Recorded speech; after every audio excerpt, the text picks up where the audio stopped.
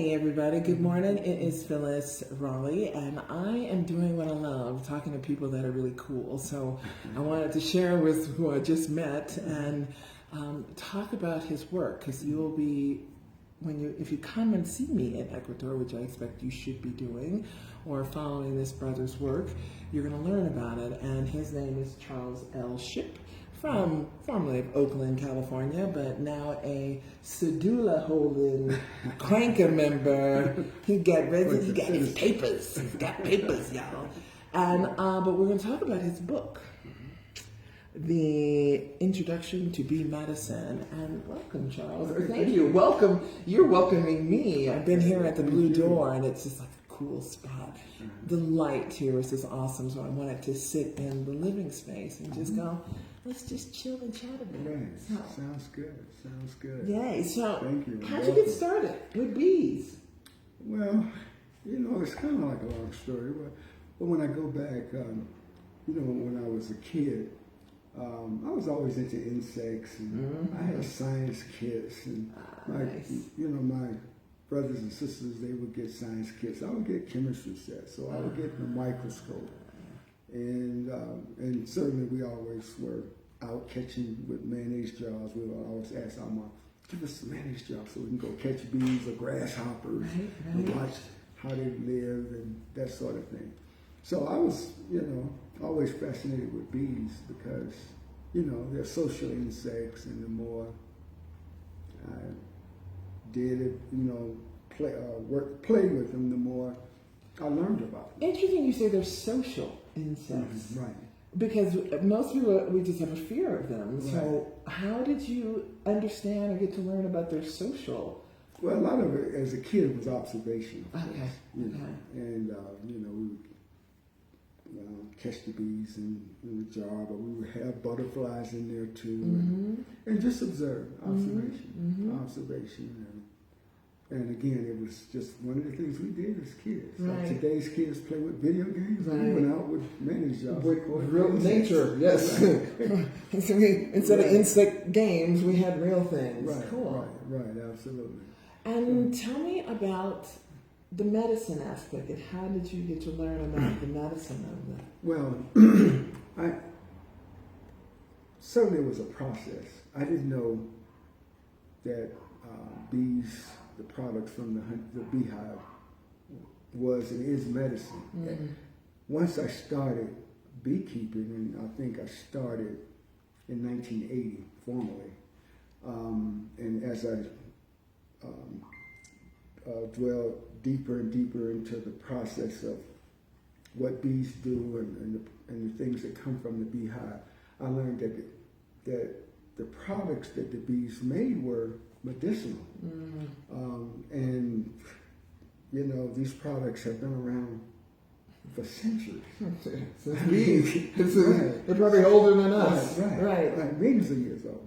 Because they've gone in caves and in Europe and Spain, and they've seen pictographs, and they would show the bees with the Egyptians the same way. They've seen pictographs and some of the pyramids, and to let us know that this relationship between bees and humankind has been going on for a long, long time. And so, as I got further and further along in beekeeping, certainly I learned, about the honey and then the other products. And then as I got more and more going, I think one of the biggest things that happened for me was I went to Russia on a beekeeping program in 1994. And, and when I got over there, I saw, my purpose of going over there was to help Russian beekeepers become proficient with respect to small business practices and how to take the honey to market and to set up small business setups. But while I was there, I saw that Russia had a beekeeping tradition of 1,000 years. Compared it to America is only 300 or 400 years old. And I was like, well, wow. And then I saw that the people were very, very hardy, and that they used the honey and propolis and in these products as a matter of medicine. Right. And so it certainly kind of gradually changed my consciousness as to. So talk to me about the different products. You mentioned the propolis, and what is the propolis? Yeah. Okay. Well, most of us pretty much know about the honey, so we'll save that for last.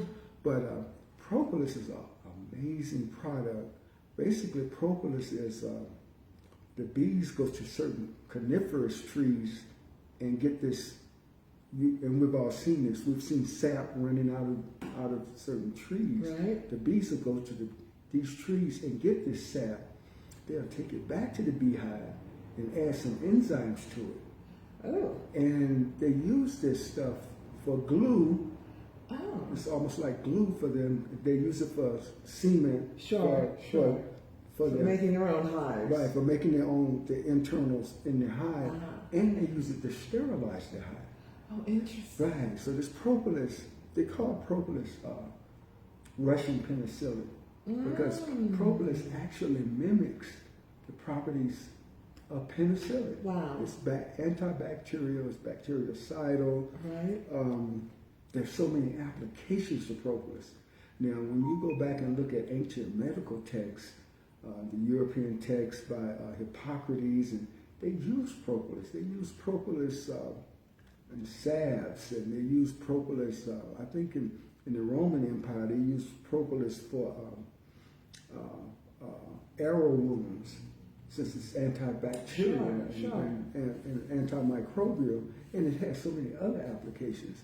Now, one of the amazing things about propolis that people don't really know, the Egyptians used propolis for mummification and embalming because propolis can preserve. It can actually preserve.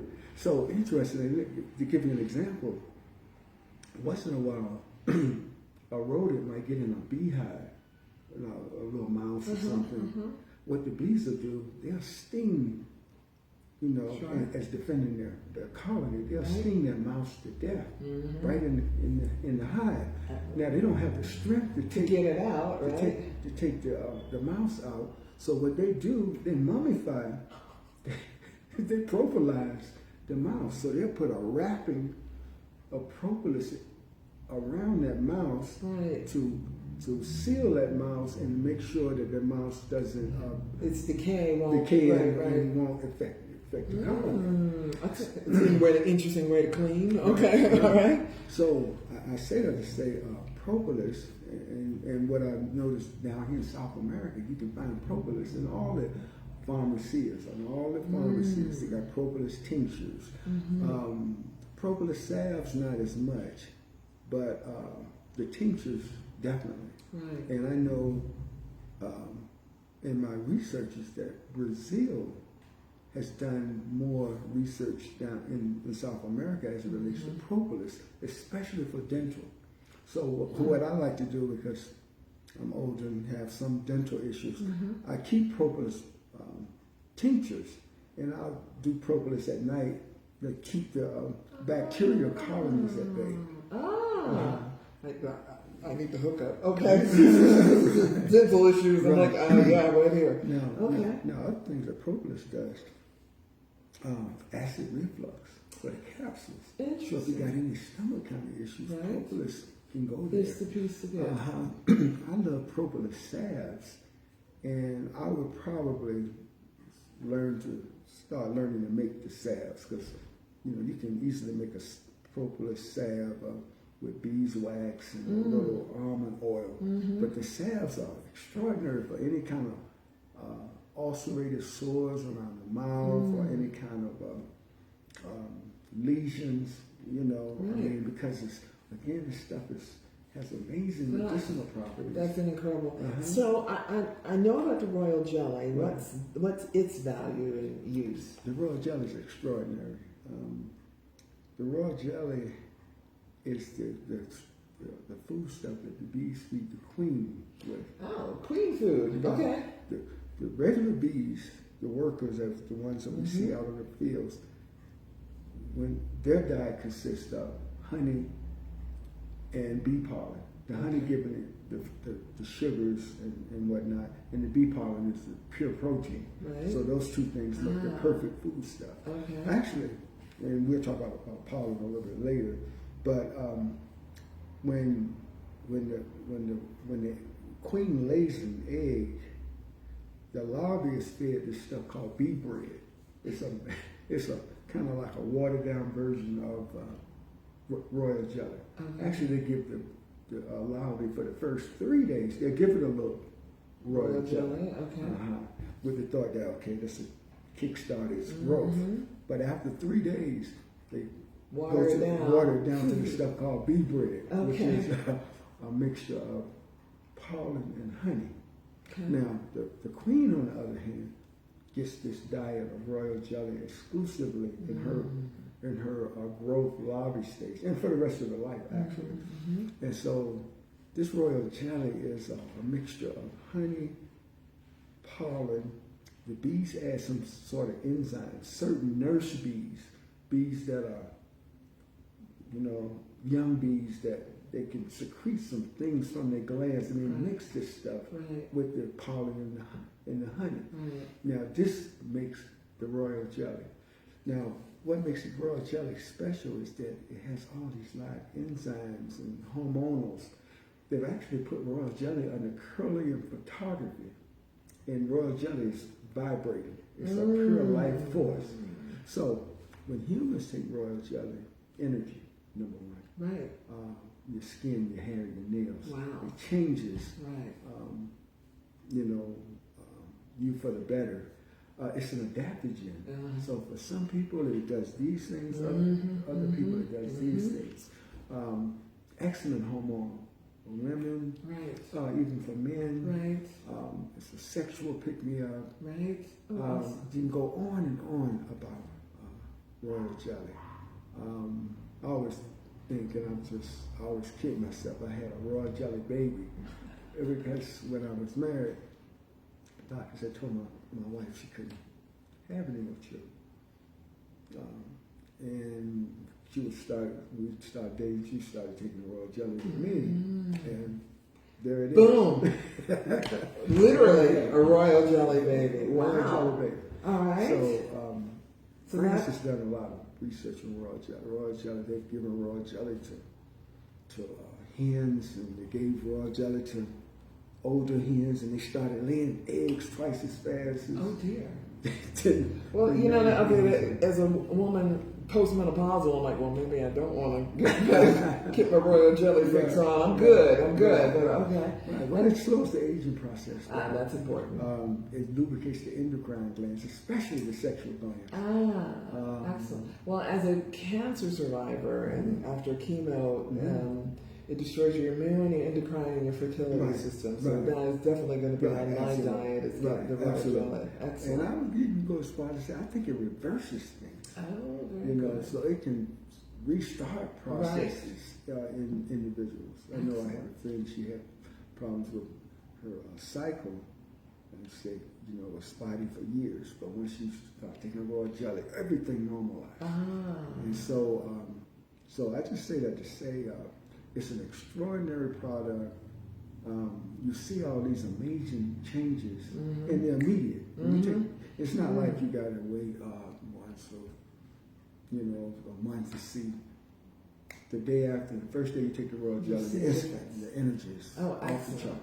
I mean, your mind is fresh after a full day of work or whatever you do. Sure. Your mind is as clear as it was when you got up in the morning. Bee pollen. Bee pollen is extraordinary.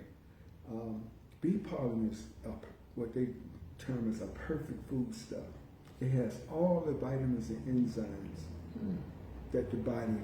It's the only food stuff that has all the vitamins and enzymes that the human body needs. Wow. Someone said if a person was stuck shipwrecked on an island and they just had bee pollen and water, that person can live and be all right and have all of their vitamins and stuff. Now you might lose some weight. Probably need to, but that's all right. Right. Wow, I didn't realize that it had all that. So okay, given all of the medicines there, how would you recommend someone approach? Like, okay, we hear this. Like, what do I start with? Where do I buy? What do I buy first? Right. Well, of course, honey is start with good honey. Yeah. Let's talk about good honey though, because it was an interesting little test I learned how to tell real honey from the sugared and watered down. Right. You pour a little in like a tablespoon in a bowl or a plate, put water on it and shake it, and it'll form the honeycomb. Right. And it's beautiful, and you're like, oh, but if it's watered down, it doesn't. Right. So first you find good honey and start with that. Is there any other particular ways? Well, that's good. I pretty much can tell by consistency and taste. Yeah. I mean, that's, of course, I really attuned to it. Right, you've been doing honey a while. Right. But that part about the crystallized is very, very important, because what I'm finding in the research that I've been doing of late is that as a person, honey is crystals anyway. Right. It's actually nectar. Think about it. The bees go to these plants and get this nectar, and they only go at a certain time of the day when the sunlight hits these plants and pulls, and the sunlight pulls that nectar from the roots of the plants to the top. The bees will know that, and then when they go, they can sense via smell.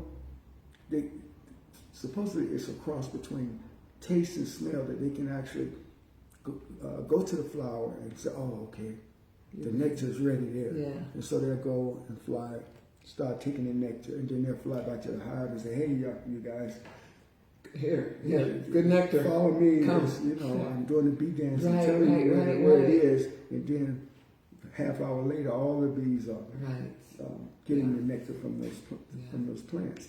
Then maybe 2 or 3 hours later, you can come back to those same plants. It's not one bee on the plant, because all of the nectar that was available, the bees got, for that day. For that day, right. Right. It just reminds me of a story when I lived in Beverly Hills. It was like a scene out of the old movie The Stepford Wives. Everything was plastic and perfect and manicured. Right. And all the plants were GMO'd. Right. And one day I'm walking out in the neighborhood, and there was an artichoke plant. And the bees were swarming that baby. There was like something alive and real. Because I never saw a bee, and they're beautiful flowers, but nothing. And so it was interesting. I'm like, okay, that one's alive and nothing else was. Let's talk about the destructive thing that's happening to the bee colonies on the planet, and what can we do about it, really? Well, the destruction is real. I think I posted something on my Facebook site, because I'm constantly doing the research, I'm constantly reading and studying. I really think the destruction is so pervasive now and so worldwide that we might be at a point of no return. We might have crossed that river, so to speak. Albert Einstein and others, but Albert Einstein made famous, he stated, when the bees disappear, humankind only has a few years afterwards before they start to leave the planet. We have a situation now, sadly, that not just the bee populations are decimated, not just in America, but worldwide. And it's a number of things. One of the biggest things, I think, is the pesticides and the herbicides. And you got the big corporate companies now that are GMO and doing all the things that they're doing. And it's basically destroying the ecosystems. And so, as we know, all the ecosystems are balanced. This is the way the Creator made them. So if you got deforestation, you got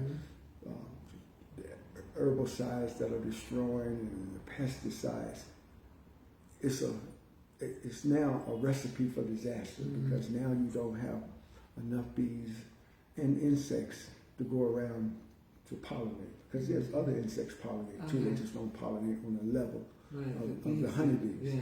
And so now we're at this point, and I know that, you know, just in America, they don't even have enough bees to go around to pollinate now. And so, you know, 80% of your crops, your agricultural crops are dependent on pollination. Your apples, your pears, your oranges, your peaches, your cotton, on and on, on and on, on and on. And so now we're at a situation where I think the bee pollinators, these big beekeepers that truck their bees in to pollinate, they don't have enough bees to go around. They're calling, trying to bring in bees from Australia, halfway around the world, which is artificial because this is not natural to the environment. I've also heard artificial intelligence are trying to make robo bees. They got all of that. You know, they have the robo bees. I think Harvard University of National Science Foundation. They got these buzz bees, but that's not natural. Right. And but do they work? And what's the value of it? I mean, it can go find nectar. Or well, no, they're trying to, you know, this is humankind trying to circumvent the natural processes. And in this situation, it can't happen. They can't replace bees the way God set it up. And so, I think if they do have any kind of benefits, but it's going to be very, very limited. That's just my thoughts. I think now with the populations being decimated, it's starting to affect other things. It's starting to affect food. They're forecasting food shortages within the next few years. And so when you get to that point, and of course you got deforestation just right over here in the Amazon. They just tearing up the Amazon. And all that's, you know, with everything that all of those plants bring, you know, not only do they bring the insects and the other things, but they bring a certain amount of oxygen and life force to the planet. And so when you destroy that, you can't get that back. Yeah, you're just sucking it all out of there. Right. So one more thing I want to ask about the bee venom. Right. Because again, the fear, like, really? Do I really want to touch that? Well, the venom from honeybees they found has certain medicinal properties. They've broken the venom down, and of course, and they've isolated all of these properties to know that, okay, the venom does really help the neurological conditions of humankind. And so, again, none of this stuff is new. There's nothing new under the sun, somebody said. And you're saying that it's really good at treating MS. MS, multiple sclerosis. Interestingly, I went to years ago in the 90s, I went to what they call an apitherapy conference. It was in San Francisco, north of San Francisco in Marin County. Basically, they were talking about these things as medicine, but the biggest thing with respect to this conference was the bee venom. And I was amazed at how many people that were there that were using bee venom therapy. I mean, I saw women that would pull up their blouses and just take stings up and down the spine, just as a matter of course, because this is what they did to keep their certain motor functions and on and on and on and on. It was really extraordinary. And I remember meeting this one gentleman, African American guy. He was an acupuncturist, and he was there to, because acupuncturists now have discovered that if you sting on the points, on the meridian points, you get even more effectiveness. Okay, but does it hurt the bee? We lose the bee? You do lose. We lose the bee. So the bee is giving us his last sting. Right. All right. Right. It is absolutely. medicine. Okay. Right. So again, that conference was quite amazing because it was a couple hundred people there. Sure. And they were all stinging and MS, on and on and on and on. The stinging party. Okay. Let me share a story that was kind of interesting. Years ago, I met a I was doing a lecture in Washington D.C. And this guy came. It was at the library downtown, and he was from the Czech Republic. And me and him, we friended each other because he said, "Well, Charles, I've been stinging myself for years." And he said, "I sting myself just as a matter of health maintenance." And I was like, "Oh, okay." And he said that he was a carpet layer, but he was an elderly guy. But he said the only way he was still able to work, to get down and bend down, is because he was stinging himself right in the joints and stuff, right, and it would give him his motor functions. Interesting. Interestingly, he even told me that he had a mole on the side of his face, and he stung the mole. Right. He said the mole at one point fell on the floor, just fell off, which I thought was, wow, that's pretty incredible. Well, do you use wasp? Because wasp, I wouldn't mind using. No, they're not helpful. I'm not saying they're not helpful. I don't know enough. I think wasps are such that they're different species than bees. And there's one of the things I learned in Thailand of all the variety of bees. Oh, ain't no doubt. Oh my gosh! Right. And so, is there any particular type of bees, or are there Well, many medicinal? Yeah, they have several medicinal types of bees. I know that in speaking of Thailand, in Malaysia they have this special large honeybee. I can't think of the scientific name. It's Apis. It's not Apis. The regular bee is Apis malera. But this bee is a larger bee with another kind of scientific name. It looks just like the regular honeybee, but it's big, twice as large. Yeah. Now they make a special kind of honey over there that I'm researching called the tulane honey. It's from the tulane trees, and amazingly, because of the warm weather, the bees can set up as many as 100 hives in one tree. Oh wow! And what makes the honey special is it's multi